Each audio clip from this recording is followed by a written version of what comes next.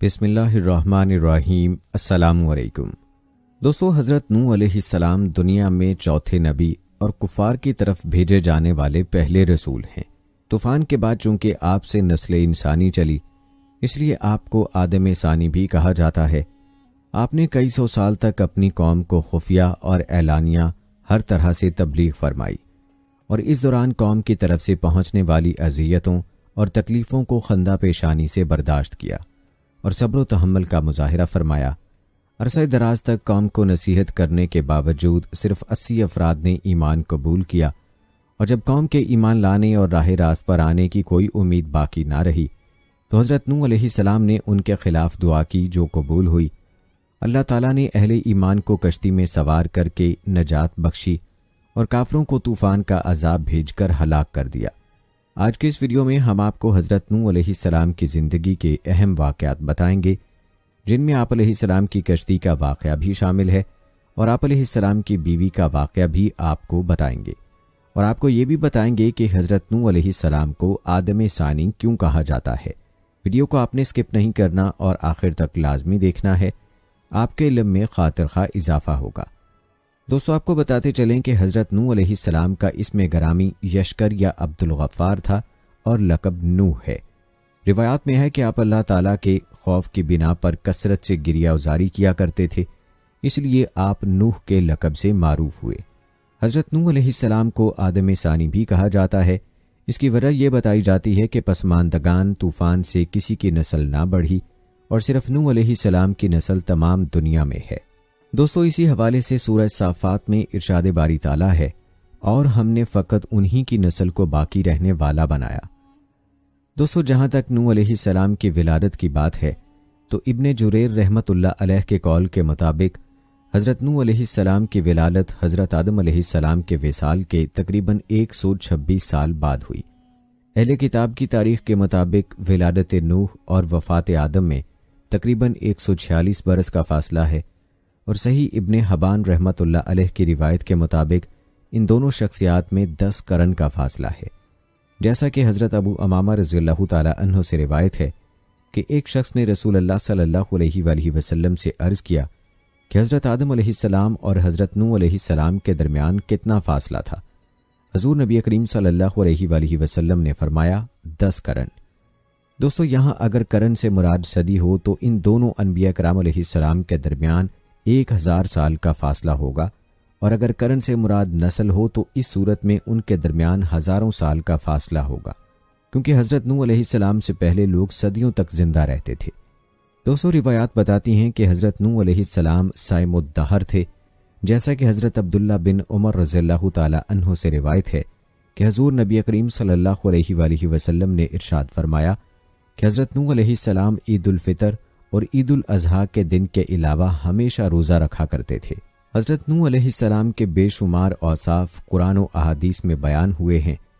हज़रत नूह अलैहिस्सलाम अल्लाह ताला के आला दर्जे के कामिल ईमान वाले बंदों में से थे। जैसा कि सूरह साफ़ात में इरशाद बारी ताला है कि बेशक वो हमारे कामिल ईमान वाले बंदों में से थे। हज़रत नूह अलैहिस्सलाम हर हाल में अल्लाह ताला का शुक्र अदा किया करते थे। जैसा कि सूरह बनी इसराइल में इरशाद बारी ताला है कि ऐ उन लोगों की औलाद जिन्हें हमने नूह अलैहिस्सलाम के साथ कश्ती में उठा लिया था, बेशक नूह अलैहिस्सलाम बड़े शुक्रगुजार बंदे थे। दोस्तों, इस आयत की तफसीर में अलामा अली बिन मोहम्मद अल मारूफ खाजन रहमतुल्लाह अलैह फरमाते हैं कि हज़रत नूह अलैहिस्सलाम को बतौर ख़ास शुक्रगुजार बंदा फरमाने की वजह यह है कि आप जब भी कोई चीज़ खाते, पीते या लिबास पहनते तो अल्लाह ताला की हम्द करते और उसका शुक्र बजा लाते थे। अल्लाह ताला ने हज़रत नूह अलैहिस्सलाम को सिर्फ शाकिर यानी शुक्रगुजार ही नहीं बल्कि शकूरन यानी दायमी शुक्र करने वाला करार दिया है। और फिर शुक्र जैसे ज़ुबान से होता है, इसी तरह दिल और आज़ा से भी होता है। तो हज़रत नूह अलैहिस्सलाम के क़ल्ब मुबारक का शुक्र किस कदर था, इसकी अज़मत का तो हम तसव्वुर भी नहीं कर सकते, और आज़ाए मुबारका से कैसे शुक्र अदा करते थे वो भी हमारी अक्ल से मावरा है। दोस्तों, अगर बात की जाए हज़रत नूह अलैहिस्सलाम पर अल्लाह ताला के इनामात की, तो अल्लाह ताला ने हज़रत नूह अलैहिस्सलाम पर बहुत से इनामात फरमाए हैं, जिनमें एक इनाम ये है कि सिर्फ आप अलैहिस्सलाम की औलाद को बाकी रखा جیسا کہ سورہ صافات میں ارشاد باری تعالیٰ ہے کہ اور ہم نے فقط انہی کی نسل کو باقی رہنے والا بنایا۔ دوستو، اس آیت کی تفسیر میں حضرت عبداللہ بن عباس رضی اللہ تعالیٰ عنہ سے مروی ہے کہ حضرت نوح علیہ السلام کے کشتی سے اترنے کے بعد آپ کی اولاد اور ان کی بیویوں کے علاوہ جتنے مرد و عورت تھے سبھی آگے نسل چلائے بغیر فوت ہو گئے اور آپ علیہ السلام کی اولاد سے دنیا کی نسلیں چلیں۔ اسی طرح حضرت سمرہ رضی اللہ تعالیٰ عنہ سے روایت ہے کہ حضور نبی کریم صلی اللہ علیہ وآلہ وسلم نے ارشاد فرمایا کہ عرب والے سام کی اولاد سے ہیں، حبشی حام کی نسل سے ہیں اور رومی یافس کی اولاد سے ہیں۔ دوستو، حضرت نوح علیہ السلام پر اللہ تعالیٰ کا ایک اور انعام یہ ہے کہ نبوت اور کتاب آپ کی اولاد میں رکھی گئی اور آپ کے جتنے نبی اور رسول دنیا میں مبعوث ہوئے سب آپ کی اولاد میں سے تھے، اور تمام آسمانی کتابیں بھی آپ کی اولاد میں سے مخصوص ہستیوں پر نازل ہوئیں، جیسا کہ سورہ الحدید میں ارشاد باری تعالیٰ ہے کہ اور بے شک ہم نے نوح اور ابراہیم علیہ السلام کو بھیجا اور ہم نے دونوں کی اولاد میں رسالت اور کتاب مقرر فرما دی، تو ان میں سے بعض ہدایت یافتہ ہیں اور ان میں سے اکثر لوگ نافرمان ہیں۔ دوستو، بیان کی گئی آیت میں 2 رسولوں کا ذکر خیر ہے۔ اس کی تفصیل یہ ہے کہ حضرت ابراہیم علیہ السلام کے بعد حضور نبی کریم صلی اللہ علیہ وآلہ وسلم تک جتنے انبیاء اور رسل علیہ السلام تشریف لائے سب حضرت نوح علیہ السلام کی اولاد میں سے تھے، اور حضرت ابراہیم علیہ السلام بذات خود حضرت نوح علیہ السلام کی نسل مبارک سے ہیں، اور یوں کتاب اولاً حضرت نوح علیہ السلام اور ثانیاً حضرت ابراہیم علیہ السلام کی اولاد سے ہوئی۔ اس کے علاوہ حضرت نوح علیہ السلام پر اللہ تعالیٰ کا ایک انعام یہ بھی ہے کہ بعد والوں میں آپ کا ذکر جمیل باقی رکھا گیا۔ اس حوالے سے سورہ صافات میں ارشاد باری تعالیٰ ہے، اور پیچھے آنے والوں یعنی انبیاء و امم میں ہم نے ان کا ذکر خیر باقی رکھا۔ دوستو، یہاں بعد والوں سے حضرت نوح علیہ السلام کے بعد والے انبیاء اکرام علیہ السلام اور ان کی امت مراد ہیں، اور یہ حقیقت ہم اپنی آنکھوں سے مشاہدہ بھی کر رہے ہیں کہ دنیا بھر میں حضرت نوح علیہ السلام کا تذکرہ موجود اور باقی ہے۔ اسی طرح حضرت نوح علیہ السلام پر اللہ تعالیٰ کا ایک انعام یہ بھی ہے کہ فرشتے، جنات اور انسان سب حضرت نوح علیہ السلام پر قیامت تک سلام بھیجتے رہیں گے، اور اللہ تعالیٰ کی طرف سے نوح علیہ السلام پر سلام کا کلمہ ہمیشہ موجود رہے گا، جیسا کہ سورہ صافات میں ارشاد باری تعالیٰ ہے، سلام ہو نوح پر سب جہانوں میں۔ دوستو، یہ تھا تذکرہ حضرت نوح علیہ السلام پر اللہ تعالیٰ کے چند انعامات کا، جن کا ذکر قرآن پاک میں بھی موجود ہے۔ اب بات کرتے ہیں حضرت نوح علیہ السلام کی دعوت و تبلیغ کی، جس کے بارے میں ہم سنتے رہتے ہیں کہ آپ علیہ السلام نے 950 سال تک اپنی قوم کو تبلیغ کی۔ دوستو، روایات بتاتی ہیں کہ حضرت ادریس علیہ السلام کے آسمانوں پر اٹھائے جانے کے بعد دنیا میں رفتہ رفتہ بت پرستی کی وبا عام ہو گئی، اور لوگوں نے دیگر بتوں کے ساتھ ساتھ ود، سوا، یاغوس، یاؤق اور نصر کے ناموں سے موسوم بتوں کی پوجا شروع کر دی۔ یہ 5 بت ان کے نزدیک دوسروں سے زیادہ عظمت والے تھے، اور اسی وجہ سے قرآن کریم میں بھی ان کے انہی 5 بتوں کا ذکر کیا گیا ہے۔ بتوں کا پس منظر بیان کرتے ہوئے حضرت عبداللہ بن عباس رضی اللہ تعالیٰ عنہ روایت کرتے ہیں کہ یہ حضرت نوح علیہ السلام کی قوم کے نیک آدمیوں کے نام ہیں۔ جب وہ وفات پا گئے تو شیطان نے ان کے دلوں میں یہ بات ڈالی کہ جن جگہوں پر وہ اللہ والے بیٹھا کرتے تھے وہاں ان کے مجسمے بنا کر رکھ دو، اور ان بتوں کے نام بھی ان نیک لوگوں کے نام پر ہی رکھ دو۔ لوگوں نے عقیدت کے طور پر ایسا کر دیا، لیکن ان کی پوجا نہیں کرتے تھے۔ جب وہ لوگ دنیا سے چلے گئے اور علم بھی کم ہو گیا تو ان مجسموں کی پوجا ہونے لگ گئی، جبکہ حضرت محمد بن کعب کرزی رحمۃ اللہ علیہ فرماتے ہیں کہ ود اور سوا وغیرہ حضرت آدم علیہ السلام کے بیٹوں کے نام ہیں، اور یہ بہت عبادت گزار تھے۔ جب ان میں سے ایک شخص کا انتقال ہوا تو لوگ ان پر شدید غمزدہ ہوئے۔ یہ حال دیکھ کر شیطان انسانی شکل میں ان کے پاس آیا اور کہا کہ تم اپنے ساتھی پر غمگین ہو؟ لوگوں نے جواب دیا کہ ہاں۔ شیطان نے کہا، کیا میں تمہارے لیے اس جیسی تصویر بنا دوں جسے تم عبادت کرتے وقت اپنے سامنے رکھ لینا، اور جب تم اسے دیکھو تو وہ ساتھی تمہیں یاد آ جائے اور تمہارے دل کو سکون نصیب ہو؟ لوگوں نے کہا کہ ہمیں یہ پسند نہیں کہ عبادت کے دوران ہمارے سامنے کوئی ایسی چیز ہو۔ شیطان نے کہا کہ پھر تم اسے اپنی عبادت گاہ کے آخری کونے میں رکھ دو۔ لوگوں نے کہا کہ ہاں، یہ ٹھیک ہے۔ چنانچہ شیطان نے ان کے لیے تصویر بنا دی، اور جب 5 اشخاص کا انتقال ہو گیا تو شیطان نے سب کی تصویریں بنا کر ان کی عبادت گاہ کے کونے میں رکھ دیں۔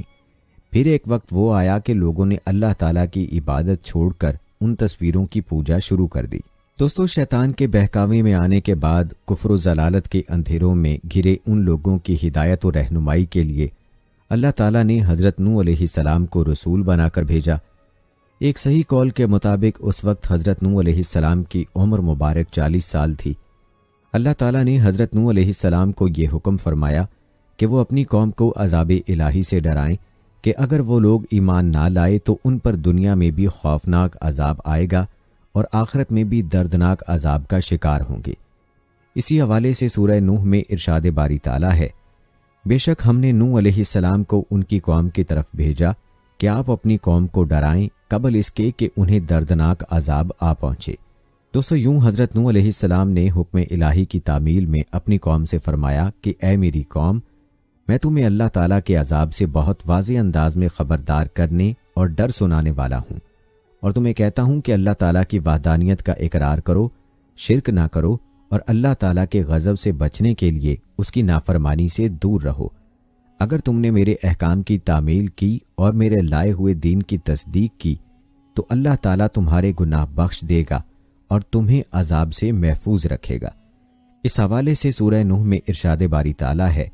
کہ انہوں نے کہا، اے میری قوم، بے شک میں تمہیں واضح ڈر سنانے والا ہوں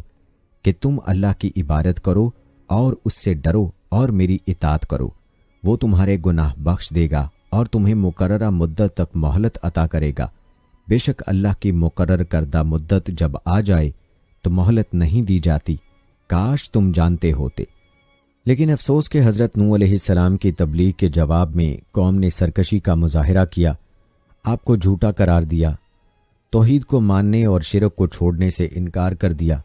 اور اس کے علاوہ دھمکی بھی دی کہ اگر آپ اپنے واعظ و نصیحت اور دین کی تبلیغ سے باز نہ آئے تو ہم آپ کو پتھر مار مار کر قتل کر دیں گے۔ اس انکار و تکذیب اور دھمکیوں کے ساتھ حضرت نوح علیہ السلام کی شان میں گستاخانہ جملے بھی کہنے لگے کہ معاذ اللہ یہ پاگل ہیں۔ گویا حضرت نوح علیہ السلام کو جسمانی، روحانی، قلبی، ذہنی اور ہر ممکن ایذا پہنچانے کی ان سرکشوں نے بھرپور کوشش کی، لیکن حضرت نوح علیہ السلام بھی انتہائی باہمت رسول تھے اور آپ نے دعوت دین کی خاطر ان تمام تکالیف کو برداشت کیا۔ اس حوالے سے قرآن کریم کی سورہ القمر میں ارشاد باری تعالیٰ ہے، ان سے پہلے قوم نوح نے بھی جھٹلایا تھا، سو انہوں نے ہمارے بندہ مرسل نوح علیہ السلام کی تکذیب کی اور کہا یہ دیوانہ ہے، اور انہیں دھمکیاں دی گئیں۔ دوستو، یاد رہے کہ اللہ تعالیٰ نے حضور نبی کریم صلی اللہ علیہ وآلہ وسلم کو اولو العزم رسولوں کی طرح صبر و برداشت کا حکم فرمایا، اور انہیں باہمت رسولوں میں حضرت نوح علیہ السلام بھی شامل ہیں، جیسا کہ سورہ احقاف میں ارشاد باری تعالیٰ ہے، اے حبیب، پس آپ صبر کیے جائیں جس طرح دوسرے عالی ہمت پیغمبروں نے صبر کیا تھا، اور آپ ان منکروں کے لیے طلب عذاب میں جلدی نہ فرمائیں، جس دن وہ اس عذاب آخرت کو دیکھیں گے جس کا ان سے وعدہ کیا جا رہا ہے تو خیال کریں گے گویا وہ دنیا میں دن کی ایک گھڑی کے سوا ٹھہرے ہی نہیں تھے۔ یہ اللہ کی طرف سے پیغام کا پہنچایا جانا ہے، نافرمان قوم کے سوا دیگر لوگ ہلاک نہیں کیے جائیں گے۔ البتہ دوستو، حضرت نوح علیہ السلام قوم کے سخت ناروا سلوک کے باوجود انہیں توحید پر ایمان لانے اور عبادت الہی کی دعوت دیتے رہے۔ ایک موقع پر حضرت نوح علیہ السلام نے فرمایا کہ اے میری قوم، ایمان قبول کر کے اللہ تعالیٰ کی عبادت کرو، کیونکہ اس کے سوا کوئی اور ایسا ہے ہی نہیں کہ جس کی عبادت کی جا سکے، وہی تمہارا معبود ہے، اور جس چیز کا میں تمہیں حکم دے رہا ہوں اس میں اگر تم میری نصیحت قبول نہ کرو گے اور راہ راست پر نہ آؤ گے تو مجھے تم پر بڑے دن یعنی بروز قیامت عذاب کا خوف ہے۔ قرآن کریم کی سورہ اعراف میں حضرت نوح علیہ السلام کی اپنی قوم کو دعوت کے حوالے سے ارشاد باری تعالیٰ ہے، بے شک ہم نے نوح علیہ السلام کو ان کی قوم کی طرف بھیجا، سو انہوں نے کہا اے میری قوم کے لوگو، تم اللہ کی عبادت کیا کرو،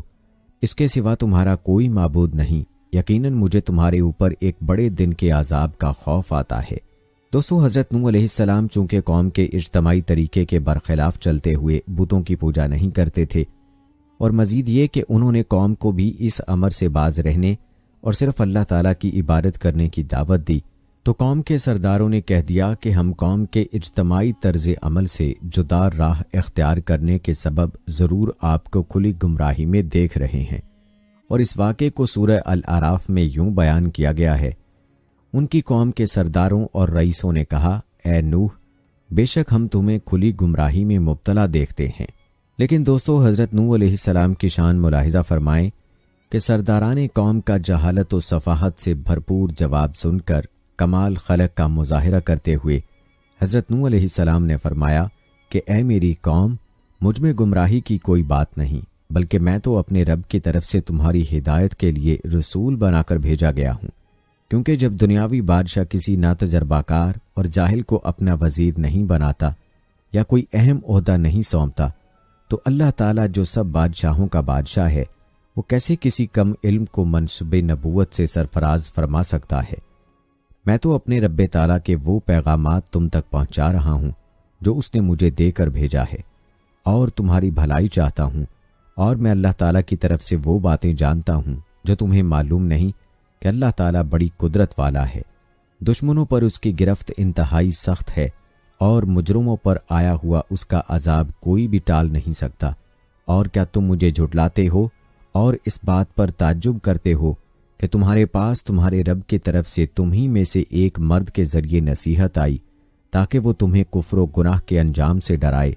اور تم تقوی و پرہیزگاری اختیار کرو اور اس کے سبب تم پر رحم کیا جائے؟ دوستو، حضرت نوح علیہ السلام کے اس جواب کا قرآن کریم کی سورہ الاعراف میں تذکرہ یوں کیا گیا ہے کہ انہوں نے کہا، اے میری قوم، مجھ میں کوئی گمراہی نہیں، لیکن یہ حقیقت ہے کہ میں تمام جہانوں کے رب کی طرف سے رسول مبعوث ہوا ہوں۔ میں تمہیں اپنے رب کے پیغامات پہنچا رہا ہوں اور تمہیں نصیحت کر رہا ہوں، اور اللہ کی طرف سے وہ کچھ جانتا ہوں جو تم نہیں جانتے۔ کیا تمہیں اس بات پر تعجب ہے کہ تمہارے پاس تمہارے رب کی طرف سے تمہیں میں سے ایک مرد کی زبان پر نصیحت آئی تاکہ وہ تمہیں عذاب الہی سے ڈرائے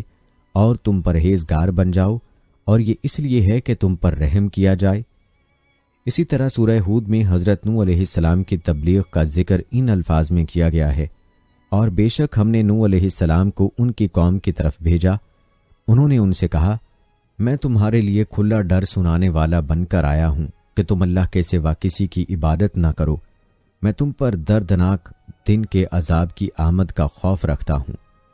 دوستو، مفسرین کے نزدیک یہاں دردناک دن سے قیامت کا دن یا طوفان آنے کا دن مراد ہے، اور دن کو مجازی طور پر دردناک اس لیے فرمایا گیا کہ دردناک عذاب اس دن نازل ہوگا۔ دوستو، اب تذکرہ کرتے ہیں سرداران قوم کے حضرت نوح علیہ السلام پر لگائے جانے والے 3 اعتراضات کا۔ روایات بتاتی ہیں کہ حضرت نوح علیہ السلام کی دعوت حق سن کر قوم کے کافر سرداروں نے 3 اعتراضات کر کے اپنی قوم کو یہ باور کروانے کی کوشش کی، نعوذ باللہ آپ علیہ السلام نبی نہیں ہیں۔ حضرت نوح علیہ السلام پر پہلا اعتراض یہ تھا، آپ ہماری طرح عام بشر ہیں اور آپ کو ہم پر کوئی خاص فضیلت نہیں، اس لیے ہم کیسے مان لیں کہ آپ نبی ہیں اور آپ کی اطاعت ہم پر لازم ہے۔ نوح علیہ السلام پر دوسرا اعتراض یہ کیا، ہم دیکھ رہے ہیں کہ آپ کی پیروی جن لوگوں نے کی ہے ان کی اپنی قوم میں کوئی قدر و قیمت نہیں، اور وہ مفلس اور غریب لوگ ہیں، اور آپ پر ایمان لانے کی حرکت بھی انہوں نے کسی غور و فکر کے بغیر ہی کی ہے۔ اور حضرت نوح علیہ السلام کی قوم نے آپ پر تیسرا اعتراض یہ کیا کہ انہیں آپ کی ذات میں ایسی کوئی بات نظر نہیں آ رہی جس کی بنا پر آپ کو ان پر برتری حاصل ہو، کیونکہ آپ کے پاس نہ تو مال زیادہ تھا اور نہ ہی ریاست یعنی جائیدادیں اور زمینیں تھیں۔ دوستو، سرداران قوم کے یہ اعتراضات قرآن کریم کی سورہ ہود میں ان الفاظ کے ساتھ ذکر کیے گئے ہیں، ان کی قوم کے کفر کرنے والے سرداروں اور وڈیروں نے کہا، ہمیں تو تم ہمارے اپنے ہی جیسا ایک بشر دکھائی دیتے ہو، اور ہم نے کسی معزز شخص کو تمہاری پیروی کرتے ہوئے نہیں دیکھا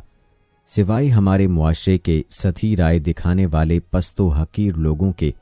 جو بے سوچے سمجھے تمہارے پیچھے لگ گئے ہیں، اور ہم نے تمہارے اندر اپنے اوپر کوئی فضیلت و برتری یعنی طاقت و اقتدار، مال و دولت یا تمہاری جماعت میں بڑے لوگوں کی شمولیت، الغرض ایسا کوئی نمایاں پہلو بھی نہیں دیکھتے، بلکہ ہم تو تمہیں جھوٹا سمجھتے ہیں۔ دوستو، ذرا غور فرمائیں کہ اعتراضات کا جواب دینے سے پہلے حضرت نوح علیہ السلام نے اپنی قوم کو غور و فکر کی دعوت دیتے ہوئے فرمایا، کہ اگر میں حق پر ہوا اور اللہ تعالیٰ نے مجھے اپنے پاس سے نبوت عطا کی ہو، لیکن تم غور و فکر نہ کرنے کی وجہ سے اس سے غافل و جاہل رہو، تو میں کیا کروں؟ یعنی تمہارا غور و فکر کی وجہ سے حق کو نہ سمجھنا تمہارا قصور ہے یا میرا؟ کیا میں تمہیں اپنی نبوت قبول کرنے پر مجبور کروں جبکہ تم ہی اس سے بیزار بیٹھے ہو؟ یہ میرا کام نہیں، مجھے تو صرف یہ حکم ہے کہ اللہ تعالیٰ کا پیغام تم تک پہنچا دوں۔ جہاں تک اس بات کا تعلق ہے کہ میرے پاس مال و دولت نہیں اور اس وجہ سے میں نے پیغام الہی پہنچانے کا نام لے کر یہ دعوت شروع کی ہے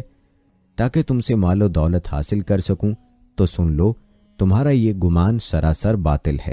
میں رسالت کی تبلیغ پر تم سے کوئی اجرت طلب نہیں کرتا، میرا اجر تو اللہ تعالیٰ کے ذمے پر ہے، لہٰذا تم اس فاسد گمان کی وجہ سے اپنے آپ کو اخروی سعادتوں کے حصول سے محروم نہ کرو۔ اور جہاں تک میرے پیروکاروں کو مفلس اور غریب قرار دینے کا تعلق ہے، جس کا تقاضا یہ ہے کہ میں انہیں خود سے دور کر دوں، تو سن لو کہ تمہاری وجہ سے میں غریب مسلمانوں کو اپنے آپ سے دور نہیں کروں گا، کیونکہ یہ تو رب تعالیٰ کی بارگاہ میں حضوری کا شرف اور قرب کی فضیلت پانے والے ہیں، تو میں انہیں تمہاری وجہ سے خود سے دور کیوں کروں؟ ہاں، اس کے برعکس میں تم لوگوں کو جہالت کا شکار سمجھتا ہوں۔ دوستو، قرآن پاک کی سورہ ہود میں حضرت نوح علیہ السلام کا اپنی قوم کو جواب ان الفاظ کے ساتھ مذکور ہے۔ نوح علیہ السلام نے کہا، اے میری قوم، بتاؤ تو صحیح، اگر میں اپنے رب کی طرف سے روشن دلیل پر بھی ہوں اور اس نے مجھے اپنے حضور سے خاص رحمت بھی بخشی ہو، مگر وہ تمہارے اوپر اندھوں کی طرح پوشیدہ کر دی گئی ہو، تو کیا ہم اسے تم پر جبراً مسلط کر سکتے ہیں حالانکہ تم اسے ناپسند کرتے ہو؟ اور اے میری قوم، میں تم سے اس دعوت و تبلیغ پر کوئی مال و دولت بھی طلب نہیں کرتا، میرا اجر تو صرف اللہ کے ذمے پر ہے، اور میں تمہاری خاطر ان غریب اور پسماندہ لوگوں کو جو ایمان لے آئے ہیں دھتکارنے والا بھی نہیں ہوں۔ تم انہیں حقیر مت سمجھو، یہی حقیقت میں معزز ہیں۔ بے شک یہ لوگ اپنے رب کی ملاقات سے بہرایاب ہونے والے ہیں، اور میں تو در حقیقت تمہیں جاہل و بے فہم قوم دیکھ رہا ہوں۔ اور اے میری قوم، اگر میں ان کو دھتکار دوں تو اللہ کے غضب سے بچانے میں میری مدد کون کر سکتا ہے؟ کیا تم غور نہیں کرتے؟ دوستو، روایات بتاتی ہیں کہ حضرت نوح علیہ السلام کا جواب سن کر کافر سرداروں نے کہا کہ اے نوح، آپ نے ہم سے بہت مباحثہ کر لیا، یہ واضح ہے کہ ہم نے آپ کی کوئی بات نہیں ماننی اور آپ بھی ہماری کوئی بات نہیں مان رہے، تو اب اگر آپ سچے ہیں تو ہم پر وہ عذاب لے آئیں جس سے آپ ہمیں ڈرا رہے ہیں۔ قرآن مجید کی سورہ ہود میں سرداران کفار کا یہ مطالبہ ان الفاظ کے ساتھ مذکور ہے۔ وہ کہنے لگے، اے نوح، بے شک تم ہم سے جھگڑ چکے، سو تم نے ہم سے بہت جھگڑا کر لیا، بس اب ہمارے پاس وہ عذاب لے آؤ جس کا تم ہم سے وعدہ کرتے ہو، اگر تم واقعی سچے ہو۔ دوستو، مطالبہ کفار کے جواب میں حضرت نوح علیہ السلام نے فرمایا کہ تم پر عذاب نازل کرنے کا اختیار اللہ تعالیٰ ہی کے پاس ہے، وہ جب چاہے گا اس عذاب کو تم پر نازل کر دے گا، اور جب اس نے عذاب نازل کرنے کا ارادہ فرما لیا تو تم اس عذاب کو روک سکو گے اور نہ اسے بچ سکو گے۔ اور جس دن تم پر عذاب نازل ہوا اور تم وہ عذاب دیکھ کر ایمان لائے تو اس دن میری نصیحت تمہیں کوئی فائدہ نہ دے سکے گی، کیونکہ عذاب نازل ہوتے وقت کا ایمان قبول نہیں۔ یاد رکھو، میری نصیحت تمہیں اس وقت فائدہ دے گی جب تم عذاب کا مشاہدہ کرنے سے پہلے ایمان لے آؤ۔ حضرت نوح علیہ السلام کا یہ جواب اور تنبیہ قرآن پاک کی سورہ ہود میں ان الفاظ کے ساتھ مذکور ہے۔ نوح علیہ السلام نے کہا، وہ عذاب تو بس اللہ ہی تم پر لائے گا اگر اس نے چاہا، اور تم اسے عاجز نہیں کر سکتے، اور میری نصیحت بھی تمہیں نفع نہ دے گی، خواہ میں تمہیں نصیحت کرنے کا ارادہ کروں۔ اگر اللہ نے تمہیں گمراہ کرنے کا ارادہ فرما لیا ہو، وہ تمہارا رب ہے اور تم اسی کی طرف لوٹائے جاؤ گے۔ روایات بتاتی ہیں کہ حضرت نوح علیہ السلام کی دعوت سن کر کافر سرداروں نے اپنی قوم سے کلام کیا کہ نوح علیہ السلام تو ہمارے جیسا ہی ایک آدمی ہے جو کھاتا اور پیتا ہے، اور یہ چاہتا ہے کہ تم اسے اپنا بڑا مان لو اور اس کے تابع ہو جاؤ تاکہ یہ سردار بن جائیں اور تمہیں اپنے تابع کر لے۔ اور اگر اللہ تعالیٰ یہ چاہتا ہے کہ رسول بھیجے اور شرک سے منع کرے تو وہ فرشتے اتار دیتا، لیکن اس نے ایسا تو نہیں کیا، اور ہم نے اپنے پہلے باپ داداؤں میں یہ بات نہیں سنی کہ بشر بھی رسول ہوتا ہے۔ نوح ایک مجنون آدمی ہے جس پر جنون طاری ہے، اس لیے کچھ عرصہ انتظار کر لو، یہاں تک کہ اس کا جنون دور ہو جائے گا۔ ایسا ہوا تو خیر، ورنہ انہیں قتل کر دینا۔ دوستو، کافر سرداروں کا یہ کلام قرآن کریم کی سورہ مومنون میں ان الفاظ کے ساتھ بیان کیا گیا ہے۔ تو ان کی قوم کے سردار اور وڈیرے جو کفر کر رہے تھے کہنے لگے، یہ شخص محض تمہارے ہی جیسا ایک بشر ہے، اس کے سوا کچھ نہیں۔ یہ تم پر اپنی فضیلت و برتری قائم کرنا چاہتا ہے، اور اگر اللہ ہدایت کے لیے کسی پیغمبر کو بھیجنا چاہتا تو فرشتوں کو اتار دیتا۔ ہم نے تو یہ بات کہ ہمارے جیسا ہی ایک شخص ہمارا رسول بنا دیا جائے اپنے اگلے آباء و اجداد میں کبھی نہیں سنی۔ یہ شخص تو سوائے اس کے اور کچھ نہیں کہ اسے دیوانگی کا عارضہ لاحق ہو گیا ہے، سو تم ایک عرصے تک اس کا انتظار کرو، دیکھو آگے کیا کرتا ہے۔ دوستو، روایات کے مطابق حضرت نوح علیہ السلام نے اپنی قوم کو مزید نصیحت کرتے ہوئے فرمایا کہ کیا تم اللہ تعالیٰ کے عذاب سے نہیں ڈرتے کہ کفر اور گناہ کو ترک کر دو؟ بے شک میں اللہ تعالیٰ کی طرف سے تمہارے لیے ایک ایسا رسول ہوں جس کی امانت داری تم میں مشہور ہے، اور جو دنیاوی کاموں پر امین ہے وہ وحی اور رسالت پر بھی امین ہوگا۔ لہٰذا تم اللہ تعالیٰ سے ڈرو، اور جو میں تمہیں توحید و ایمان اور اللہ تعالیٰ کی بندگی کا حکم دیتا ہوں اس میں میری اطاعت کرو، اور اخلاص کی اس سے بڑھ کر کیا دلیل ہوگی کہ میں رسالت کی ادائیگی پر تم سے کوئی معاوضہ نہیں مانگتا۔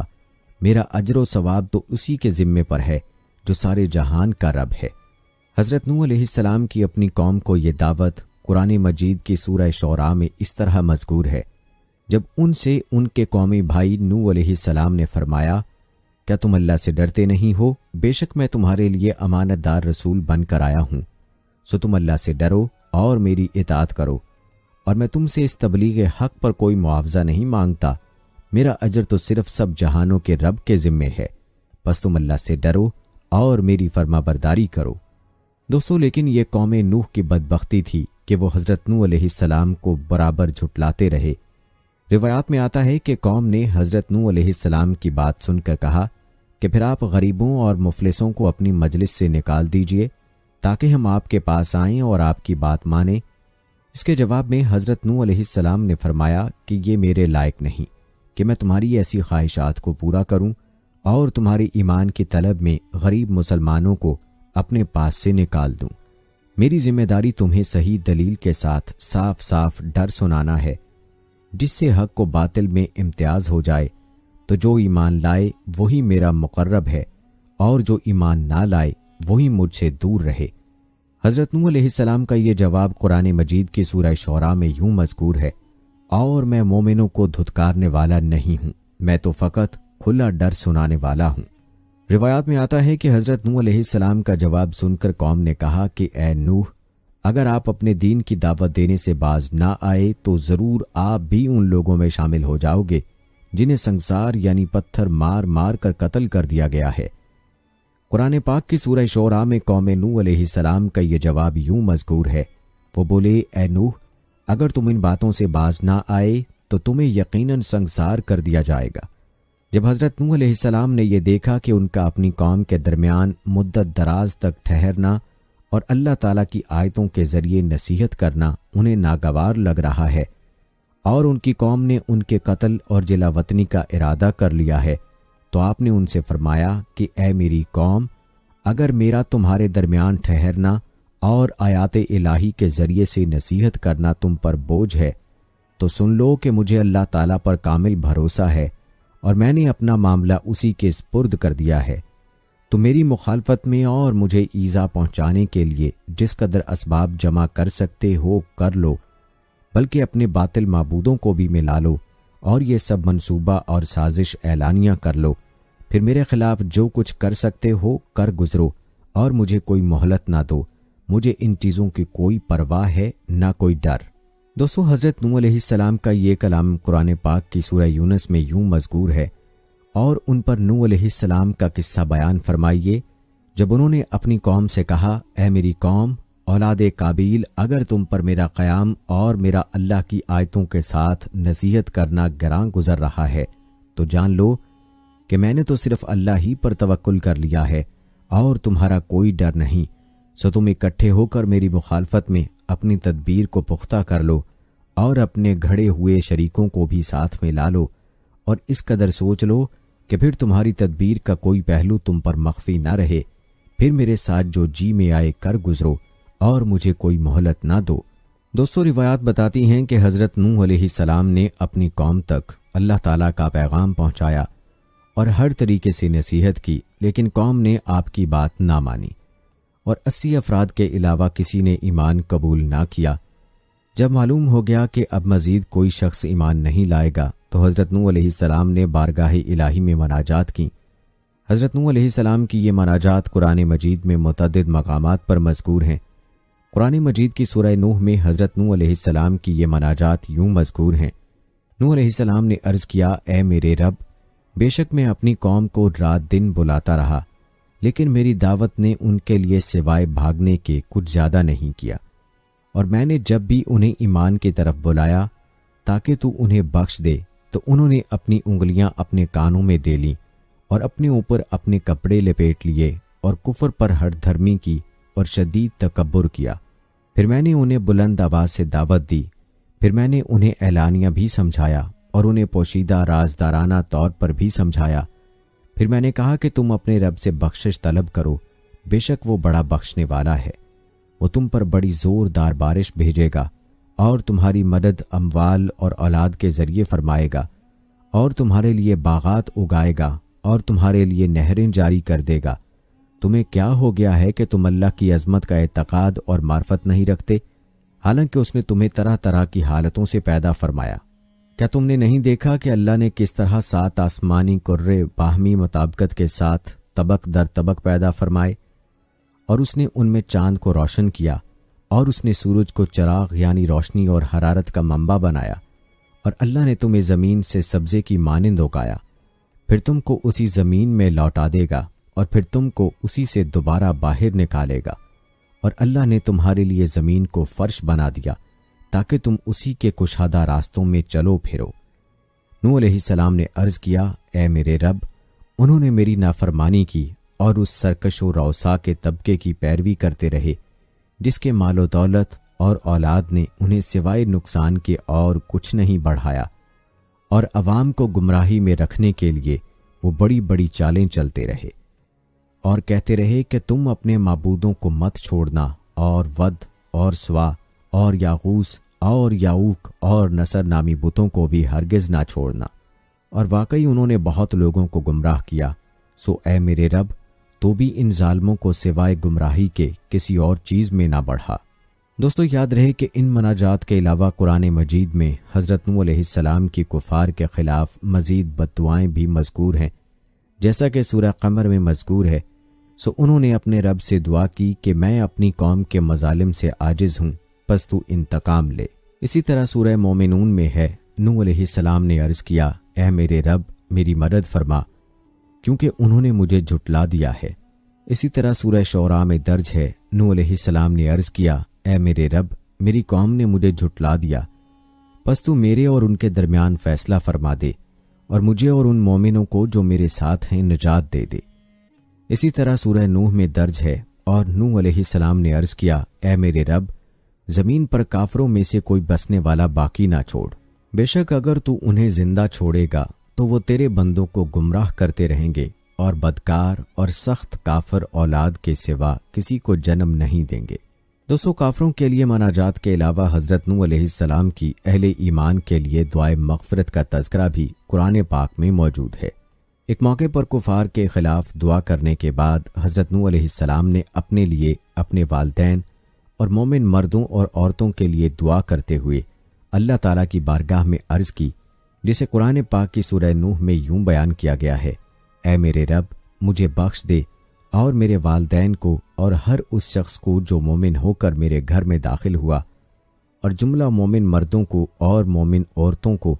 اور ظالموں کو اس سوائے ہلاکت کے کچھ بھی زیادہ نہ فرما۔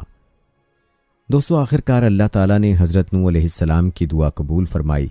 انہیں اور ان کے پیروکاروں کو بڑے غم سے نجات بخشی،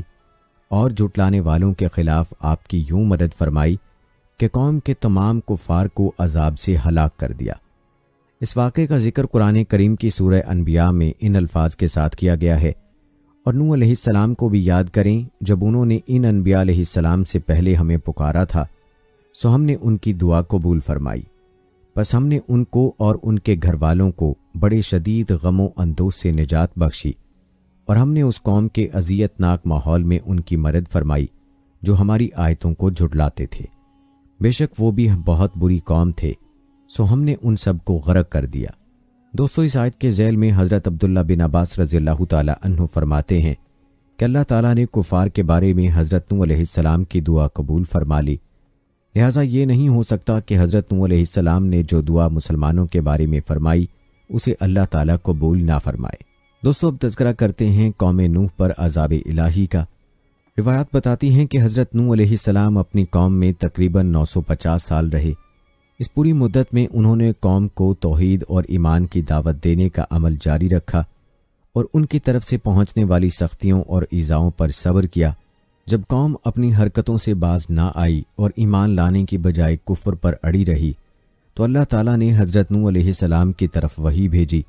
کہ آپ کی قوم کے جن لوگوں سے ایمان قبول کرنے کی توقع تھی وہ تو ایمان قبول کر چکے، ان کے علاوہ جو لوگ اپنے کفر پر ہی قائم ہیں وہ اب کسی صورت ایمان قبول نہیں کریں گے، لہٰذا اس طویل مدت کے دوران کفار کی طرف سے آپ کو جس تکذیب و استہزاء اور اذیت کا سامنا ہوا اس پر آپ غمگین نہ ہوں، اور ان کفار کے کرتوت ختم ہو گئے اور اب ان سے انتقام لینے کا وقت آ گیا ہے۔ اس کا ذکر قرآن مجید کی سورہ عنکبوت میں ان الفاظ میں کیا گیا ہے، اور بے شک ہم نے نوح علیہ السلام کو ان کی قوم کی طرف بھیجا تو وہ ان میں 50 برس کم 1000 سال رہے، پھر ان لوگوں کو طوفان نے آ پکڑا اس حال میں کہ وہ ظالم تھے۔ اسی طرح سورہ ہود میں ارشاد فرمایا، اور نوح علیہ السلام کی طرف وحی کی گئی کہ اب ہرگز تمہاری قوم میں سے مزید کوئی ایمان نہیں لائے گا سوائے ان کے جو اس وقت تک ایمان لا چکے ہیں، سو آپ ان کی تکذیب و استہزاء کے کاموں سے رنجیدہ نہ ہوں۔ دوستو، کفار پر عذاب چونکہ کئی طریقوں سے آ سکتا تھا، اس لیے اللہ تعالیٰ نے حضرت نوح علیہ السلام کو بتا دیا کہ وہ عذاب ڈبو دیے جانے کی صورت میں ہوگا، اور ڈوبنے سے نجات کی صورت میں صرف کشتی کے ذریعے ممکن تھی۔ اس لیے اللہ تعالیٰ نے حضرت نوح علیہ السلام کو کشتی تیار کرنے کا حکم دیا، اور قرآن مجید میں 2 مقامات پر اس کشتی بنانے کے حکم کا ذکر ہے۔ سورہ ہود میں ارشاد باری تعالیٰ ہے، اور تم ہمارے حکم کے مطابق ہمارے سامنے ایک کشتی بناؤ، اور ظالموں کے بارے میں مجھ سے کوئی بات نہ کرنا، وہ ضرور غرق کیے جائیں گے۔ اور اسی طرح سورہ مومنون میں ارشاد باری تعالیٰ ہے کہ پھر ہم نے ان کی طرف وحی بھیجی کہ تم ہماری نگرانی میں اور ہمارے حکم کے مطابق ایک کشتی بناؤ، سو جب ہمارا حکم عذاب آ جائے اور تنور بھر کر پانی ابلنے لگے تو تم اس میں ہر قسم کے جانور میں سے 2 جوڑے نر و مادہ بٹھا لینا، اور اپنے گھر والوں کو بھی اس میں سوار کر لینا، سوائے ان میں سے اس شخص کے جس پر فرمانے عذاب پہلے ہی صادر ہو چکا ہے، اور مجھ سے ان لوگوں کے بارے میں کچھ عرض بھی نہ کرنا جنہوں نے تمہارے انکار و استہزاء کی صورت میں ظلم کیا ہے، وہ ہر صورت ڈبو دیے جائیں گے۔ دوستو، روایات میں آتا ہے کہ حضرت نوح علیہ السلام نے اللہ تعالیٰ کے حکم سے ساج کے درخت بوئے، 20 سال میں یہ درخت تیار ہوئے۔ اس عرصے میں مطلقاً کوئی بچہ پیدا نہ ہوا، اس سے پہلے جو بچے پیدا ہو چکے تھے وہ بالغ ہو گئے، اور انہوں نے بھی حضرت نوح علیہ السلام کی دعوت قبول کرنے سے انکار کر دیا۔ پھر حضرت نوح علیہ السلام کشتی بنانے میں مشغول ہو گئے۔ حضرت نوح علیہ السلام کشتی بناتے رہے، اور ان کی قوم کے سرداروں میں سے جب کبھی کوئی ان کے پاس سے گزرتا تو ان کا مذاق اڑاتا اور کہتا کہ اے نوح علیہ السلام، کیا کر رہے ہو؟ آپ فرماتے کہ ایسا مکان بنا رہا ہوں جو پانی پر چلے۔ یہ سن کر وہ ہنستے، کیونکہ آپ کشتی جنگل میں بنا رہے تھے جہاں دور دور تک پانی نہ تھا، اور وہ لوگ مذاق کے طور پر یہ بھی کہتے تھے کہ پہلے تو آپ نبی تھے، اب بڑھائی ہو گئے۔ حضرت نوح علیہ السلام نے ان سے فرمایا کہ کسی وقت ہم بھی تمہیں ہلاک ہوتا دیکھ کر تم پر ایسے ہی ہنسیں گے جیسے تم کشتی دیکھ کر ہنس رہے ہو، تمہیں جلد ہی رسوا کن اور دائمی عذاب کا پتہ چل جائے گا۔ دوستو، حضرت نوح علیہ السلام اور ان کی قوم کے درمیان اس مکالمے کا تذکرہ قرآن مجید کی سورہ ہود میں ان الفاظ میں کیا گیا ہے، اور نوح علیہ السلام کشتی بناتے رہے، اور جب بھی ان کی قوم کے سردار ان کے پاس سے گزرتے ان کا مذاق اڑاتے، نوح علیہ السلام انہیں جواباً کہتے، اگر آج تم ہم سے تمسخر کرتے ہو تو کل ہم بھی تم سے تمسخر کریں گے جیسے تم تمسخر کر رہے ہو، سو تم عنقریب جان لو گے کہ کس پر دنیا میں ہی عذاب آتا ہے۔ جو اسے ذلیل و رسوا کر دے گا اور پھر آخرت میں بھی کس پر ہمیشہ قائم رہنے والا عذاب اترتا ہے۔ دوستو، روایات کے مطابق حضرت نوح علیہ السلام کی کشتی 2 سال میں تیار ہوئی۔ اس کی لمبائی 300 گز، چوڑائی 50 گز، اونچائی 30 گز تھی۔ اس میں اور بھی اقوال ہیں۔ اس کشتی میں 3 درجے بنائے گئے تھے۔ نیچے والے درجے میں جنگلی جانور، درندے اور حشرات الارض تھے، اور درمیانی درجے میں چوپائے وغیرہ، اور اوپر والے درجے میں خود حضرت نوح علیہ السلام، آپ کے ساتھی اور حضرت آدم علیہ السلام کا جسد مبارک، جو عورتوں اور مردوں کے درمیان حائل تھا، اور کھانے وغیرہ کا سامان تھا، اور ایک روایت کے مطابق پرندے بھی اوپر والے درجے میں ہی تھے۔ روایات کے مطابق حضرت نوح علیہ السلام کشتی بنانے میں مصروف رہے، یہاں تک کہ ان کی قوم پر عذاب نازل ہونے اور ان کی ہلاکت کا وقت آ گیا۔ اللہ تعالیٰ نے حضرت نوح علیہ السلام سے اس عذاب کے نازل ہونے کی علامت یہ بیان فرمائی تھی کہ جب آپ تنور میں سے پانی جوش مارتا دیکھیں تو سمجھ لیں کہ عذاب کے نزول کا وقت آ پہنچا ہے۔ بعض مفسرین کے نزدیک اس تنور سے روئے زمین مراد ہے، اور ایک قول کے مطابق اس سے یہی تنور مراد ہے جس میں روٹی پکائی جاتی ہے۔ روایات میں آتا ہے کہ جب تنور میں سے پانی نے جوش مارا تو اللہ تعالیٰ نے حضرت نوح علیہ السلام کو 3 طرح کی چیزیں کشتی میں سوار کرنے کا حکم ارشاد فرمایا، ہر جنس میں سے نر اور مادہ کا ایک ایک جوڑا۔ حضرت نوح علیہ السلام نے اپنے ساتھ ان تمام جانوروں کا ایک ایک جوڑا کشتی میں سوار کر لیا جو بچے جنتے تھے یا انڈے دیتے تھے۔ جانور آپ کے پاس آتے اور آپ اپنے دائیں ہاتھ سے نر اور بائیں ہاتھ سے مادہ کو پکڑ کر سوار کرتے جاتے تھے۔ بعض روایات میں ہے کہ سانپ اور بچھو نے حضرت نوح علیہ السلام کی بارگاہ میں حاضر ہو کر عرض کی کہ ہمیں بھی اپنے ساتھ سوار کر لیں، تو حضرت نوح علیہ السلام نے فرمایا کہ تمہاری وجہ سے ہم کہیں مصیبت کا شکار نہ ہو جائیں، اس لیے میں تمہیں سوار نہیں کر سکتا۔ انہوں نے عرض کی کہ آپ ہمیں سوار کر لیں، ہم آپ کو اس بات کی ضمانت دیتے ہیں کہ جو آپ کا ذکر کرے گا ہم اسے نقصان نہیں پہنچائیں گے۔ اسی وجہ سے آج بھی یہ بتایا جاتا ہے کہ جسے سانپ اور بچھو سے نقصان پہنچنے کا خوف ہو تو وہ سورہ صافات کی آیت نمبر 79 پڑھ لیا کرے، انشاءاللہ وہ سانپ اور بچھو کے نقصان سے محفوظ رہے گا۔ دوستو، جہاں تک بات ہے حضرت نوح علیہ السلام کے اہل خانہ کی، تو آپ کو بتاتے چلیں کہ حضرت نوح علیہ السلام کے اہل خانہ میں کل 7 افراد تھے۔ حضرت نوح علیہ السلام، ان کے 3 بیٹے سام، حام، یافس اور ان تینوں کی بیویاں، اور جو لوگ حضرت نوح علیہ السلام پر ایمان لائے یہ 80 افراد تھے۔ ان کی تعداد کے بارے میں متعدد اقوال بھی ہیں۔ دوستو، عذاب کی بیان کی گئی علامات اور کشتی میں سواری کا ذکر قرآن مجید کی سورہ ہود میں ان الفاظ میں ذکر کیا گیا ہے، یہاں تک کہ جب ہمارا حکم عذاب آ پہنچا اور تنور پانی کے چشموں کی طرح جوش سے ابلنے لگا تو ہم نے فرمایا، اے نوح، اس کشتی میں ہر جنس میں سے نر اور مادہ 2 عدد پر مشتمل جوڑا سوار کر لو، اور اپنے گھر والوں کو بھی لے لو، سوائے ان کے جن پر ہلاکت کا فرمان پہلے صادر ہو چکا ہے، اور جو کوئی ایمان لے آیا ہے اسے بھی ساتھ لے لو، اور چند لوگوں کے سوا ان کے ساتھ کوئی ایمان نہیں لایا تھا۔ دوستو، اس آیت میں جو فرمایا کہ آپ کے گھر میں سے ان پر عذاب آئے گا جن پر بات پہلے طے ہو چکی ہے، ان سے مراد حضرت نوح علیہ السلام کی بیوی والا ہے جو ایمان نہ لائی تھی، اور آپ کا بیٹا کنان ہے۔ اللہ تعالیٰ نے ان کی ہلاکت کا فیصلہ بھی فرما دیا تھا۔ دوستو، روایات بتاتی ہیں کہ ہر جنس میں سے نر اور مادہ کا ایک ایک جوڑا کشتی میں سوار کرنے کے بعد حضرت نوح علیہ السلام نے اہل ایمان سے فرمایا کہ تم اس کشتی میں یہ کہتے ہوئے سوار ہو جاؤ کہ کشتی کا چلنا اور ٹھہرنا اللہ ہی کے نام پر ہے، بے شک میرا رب بخشنے والا اور مہربان ہے۔ قرآن مجید کی سورہ ہود میں یہ واقعہ یوں بیان کیا گیا ہے، اور نوح علیہ السلام نے کہا، تم لوگ اس میں سوار ہو جاؤ، اللہ ہی کے نام سے اس کا چلنا اور اس کا ٹھہرنا ہے، بے شک میرا رب بڑا ہی بخشنے والا نہایت مہربان ہے۔ دوستو، حضرت ضحاک رضی اللہ تعالی عنہ فرماتے ہیں کہ حضرت نوح علیہ السلام جب چاہتے تھے کہ کشتی چلے تو بسم اللہ فرماتے، اور جب کشتی چلنے لگتی، اور جب چاہتے تھے کہ ٹھہر جائے تو بسم اللہ فرماتے، اور کشتی ٹھہر جاتی تھی۔ روایات بتاتی ہیں کہ کشتی میں سوار ہوتے وقت اللہ تعالیٰ نے حضرت نوح علیہ السلام سے فرمایا کہ جب تم اور تمہارے ساتھ والے کشتی میں صحیح طرح بیٹھ جاؤ تو تم کہنا کہ تمام تعریفیں اس اللہ تعالیٰ کے لیے ہیں جس نے ظالم لوگوں کو ہلاک کر کے ہمیں ان سے نجات دی، اور کشتی سے اترتے وقت یوں دعا کرنا کہ اے میرے رب، مجھے برکت والی جگہ اتار دے، اور تو سب سے بہتر اتارنے والا ہے۔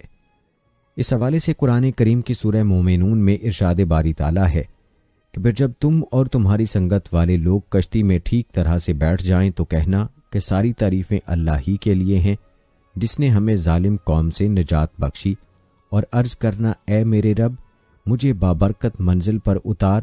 اور تو سب سے بہتر اتارنے والا ہے۔ دوستو، جہاں تک طوفان کی شدت اور سیلابی موجوں کی کیفیت کی بات ہے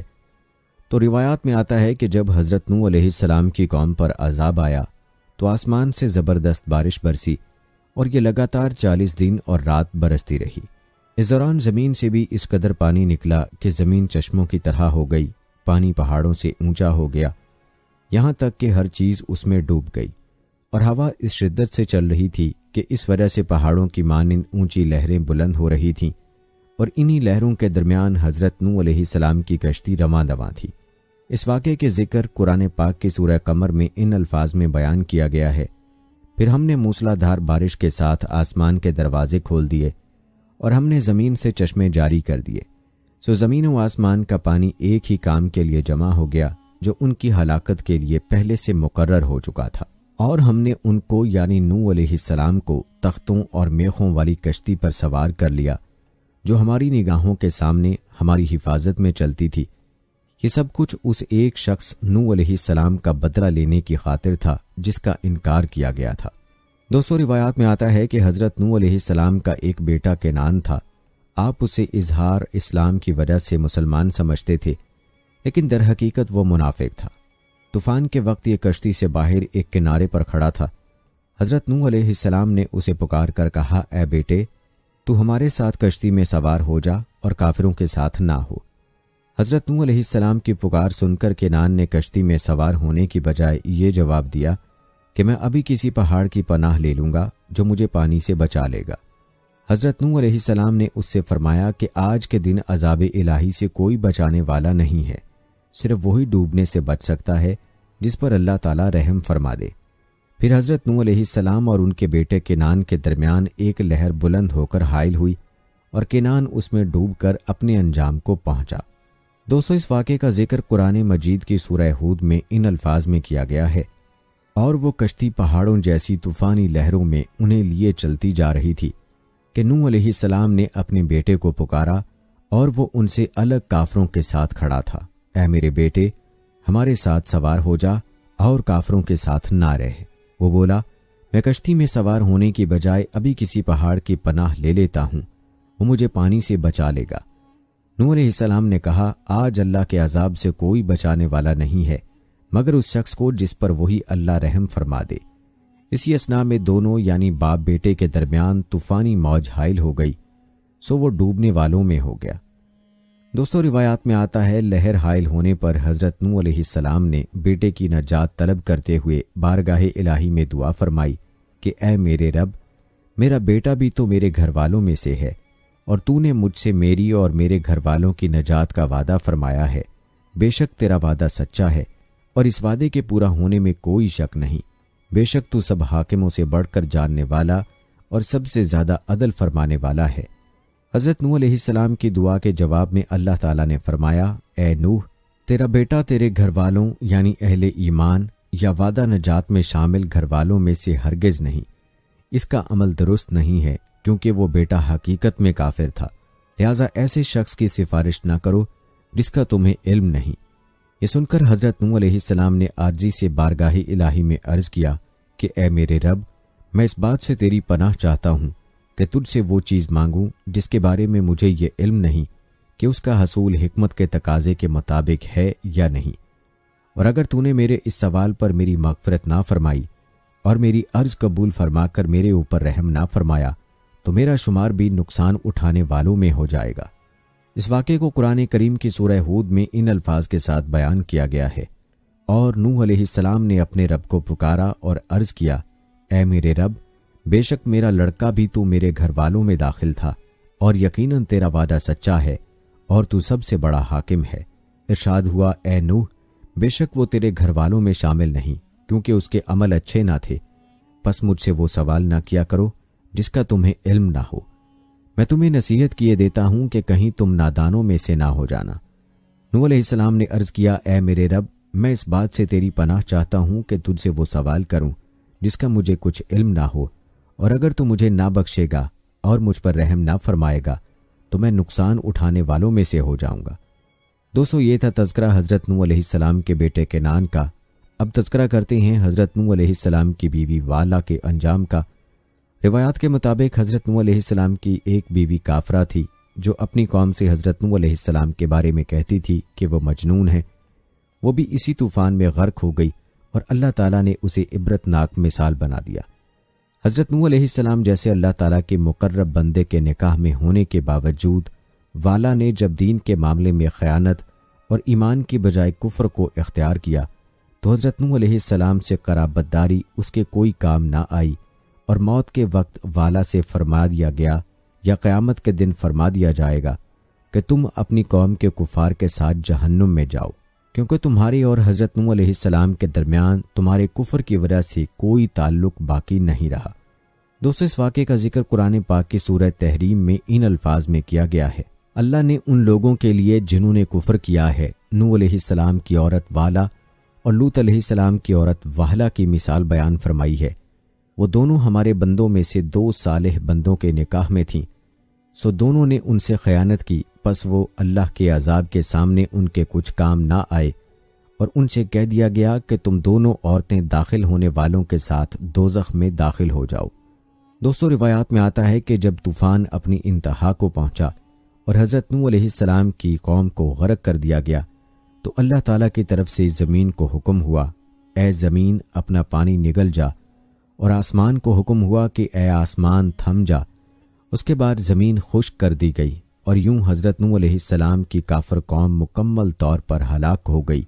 جبکہ حضرت نوح علیہ السلام کی کشتی 6 ماہ زمین میں گھوم کر موصل یا شام کی حدود میں واقع جودی پہاڑ پر ٹھہر گئی۔